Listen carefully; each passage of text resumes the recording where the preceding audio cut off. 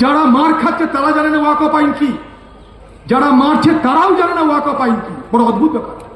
অথচ আমাদের সকলের জানা উচিত ওয়াকফ আইন কি, কেন আমরা তার বিরোধিতা করছি। এই নিয়ে লুকোচুরি খেলা ঠিক নয়, খোলাখুলি আলোচনা হওয়া উচিত সর্বত্র। ভারতবর্ষের কংগ্রেস পার্টি এই দাবি করেছিল ভারতবর্ষের পার্লামেন্টে, 12 ঘন্টা ভারতবর্ষের পার্লামেন্টে আলোচনা হয়েছে। পার্লামেন্টের মধ্যে, পার্লামেন্টের বাইরে, কোর্টে, সর্বত্র কংগ্রেস পার্টি লড়ছে ওয়াকফ আইন বাতিলের জন্য। সুপ্রিম কোর্টে গেছে 100 জন লয়ার, তার মধ্যে 96 জন হিন্দু ওয়াকফ আইনের বিরোধিতা করতে গেছে। কংগ্রেস তার নেতৃত্ব দিচ্ছে কেন?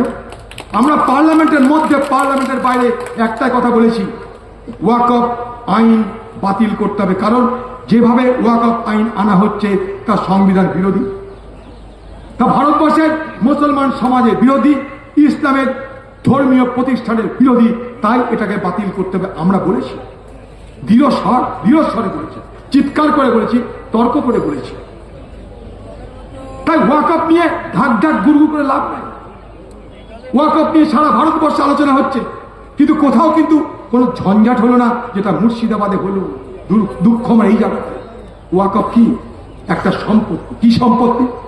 ধর্মপ্রাণ মুসলমান সম্প্রদায়ের মানুষ আল্লাহ তাআলার নামে ইসলামী আইন মেনে, মুসলিম আইন মেনে যা দান করে, যে দান করার পর তার অধিকার তার থাকবে না বলে সে সেখানটা প্রতিশ্রুতি দেয়, সেইটা হচ্ছে ওয়াকফ। এই ওয়াকফ হিন্দুও দিতে পারে। ফতোয়া আলমগিরিতে 1700 সালে ফতোয়া আলমগিরিতে বড় বড় ইমামরা বলে বসেছিল যে হ্যাঁ, হিন্দুও দিতে পারে কোন ওয়াকফ সম্পত্তি, যদি মুসলিম আইন মেনে, তার নিয়ম কানুন মেনে সেগুলোকে দান করা হয়। এত বড় ব্যাপার। এই ওয়াকফ আইন আজকের নয়, ওয়াকফ আইন বহু পুরনো। ওয়াকফ আইন পৃথিবীতে এসে ইসলামের হাত ধরে, ইসলামের হাত ধরে ওয়াকফ আইন এসছে। সাল্লাল্লাহু আলাইহি সাল্লামের আলোচনায়, তার ভাবনায়, তার উদারতায়, তার সেবার মানসিকতায় উদ্বুদ্ধ হয়ে তার সঙ্গে যারা ছিল তারা বলল আমরা সমাজের জন্য উৎসর্গ করবো সম্পত্তি। শুরু হলো ওয়াকফ। ইতিহাস বলে দ্বিতীয় খালিদ উমরের আমলে খাইবারে ওয়াকফ সম্পত্তি দানের ইতিহাসে লিপিবদ্ধ আছে। ব্রিটিশ ভারতবর্ষে ক্ষমতা দখল করার পর ব্রিটিশের বিরুদ্ধে প্রথম স্বাধীনতা যুদ্ধ হয়েছিল 1857 সালে সিপাহী বিদ্রোহ। মনে করে দেখুন, সেই সিপাহী বিদ্রোহে এই ভারতবর্ষের মুসলমান সম্প্রদায়ের মানুষ প্রচন্ডভাবে অংশগ্রহণ করেছিল।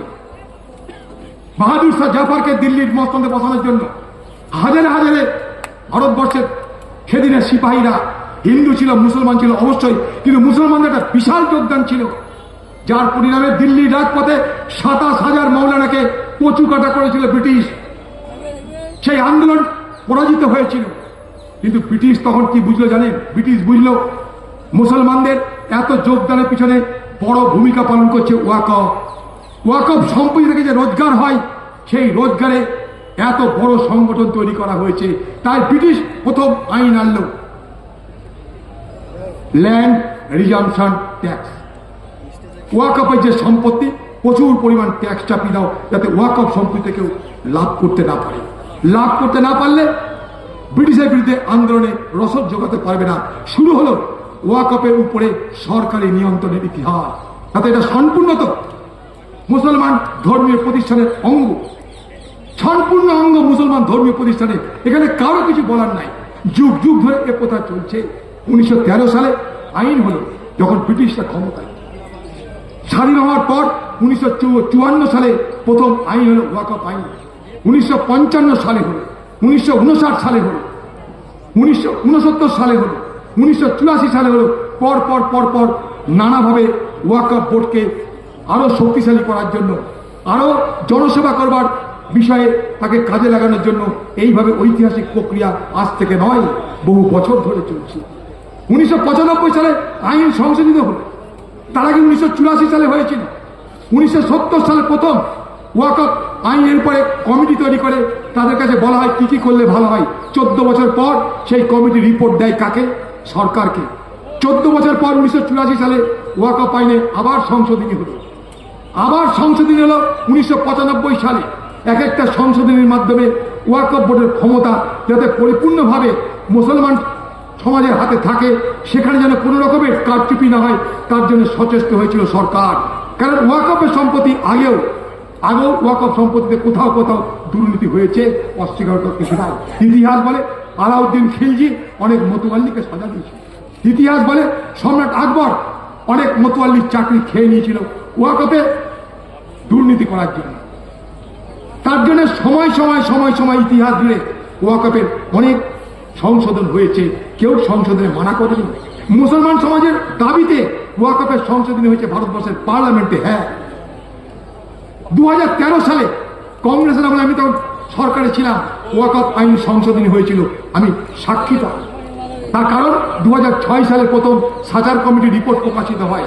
সাজার কমিটি রিপোর্টে বলা হলো যে ভারতবর্ষে ওয়াকফ সম্পত্তি যা আছে সেগুলো ঠিক মতন ব্যবহার হচ্ছে না, সেগুলো আন্ডার ইউটিলাইজেশন হচ্ছে।